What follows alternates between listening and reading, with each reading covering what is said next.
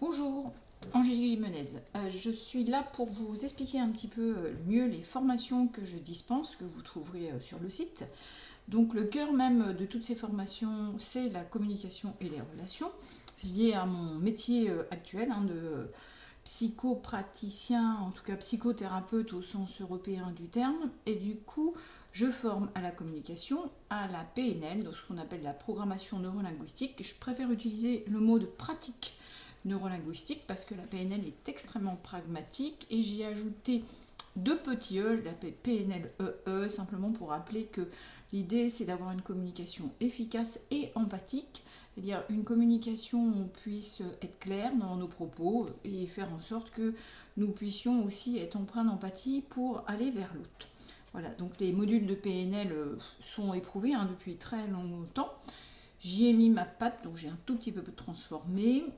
La PNL est évolutive et j'ai ajouté donc d'autres dimensions qui caractérisent aussi ma transmission, les attachements, le développement et puis du coup aussi tous les troubles dissociatifs.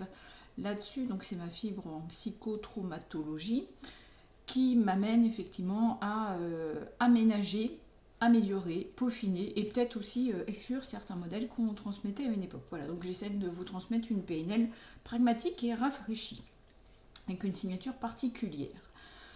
Hormis la PNL, donc telle que je viens de vous la décrire, je forme en psychotraumatologie, donc pouvoir prévenir et soigner le stress post-traumatique. Aujourd'hui, c'est assez à la mode. J'essaie, pareil, d'y mettre une touche personnelle et liée à mon expérience, à la fois d'ex-patiente et puis aussi d'aidante à l'heure actuelle.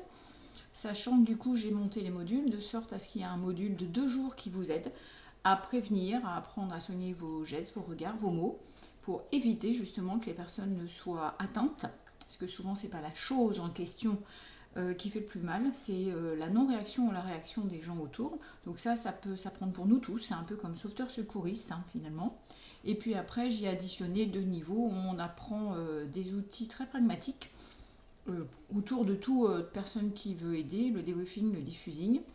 Et pour ceux qui sont accompagnants, notamment psy ou médecins, du coup, il y a un module supplémentaire où j'évoque notamment tous les aspects de la dissociation et de la théorie polyvagale en tâchant de vous faire un reporting relativement éclairé et un peu compacté de tout ce que l'on peut apprendre quand on est psy et que du coup nous pouvons atteindre certaines formations qui ne sont pas accessibles aux sophrologues, aux praticiens plus largement en tout point et pourtant ça mériterait que tout le monde soit éclairé sur ces sujets de la dissociation. Voilà. Donc j'essaie de le transmettre toujours de façon très pragmatique en simplifiant. Alors tout ce qui est simplifié est un peu erroné forcément, mais ça devient utilisable. C'est pas de moi, c'est de Paul Valéry qui aussi aimait beaucoup la transmission. Enfin, je forme sur les troubles des conduites alimentaires, voilà, qui est, on pourrait dire, un trouble dissociatif particulier depuis des années aux côtés de certains de mes mentors, notamment, voilà, on a coécrit à une époque avec le professeur Daniel Rigaud, traumaticien, et Alain Perrault, psychiatre, et j'essaie de continuer à avancer sur ces sujets en allant chercher justement dans la psychotraumatologie, la communication, de quoi faire évoluer le soin sur les troubles des conduites alimentaires. Donc j'ai monté 2 modules, vous les retrouverez aussi sur internet, pareil pour toute personne, et y compris des anciens patients ou même des parents qui voudraient pouvoir créer des associations pour aider. Pour aider, il ne suffit pas d'être un patient ou un parent expert, c'est important aussi d'avoir des bases parce qu'il n'y a pas qu'un seul trouble des conduites alimentaires, il y en a plusieurs.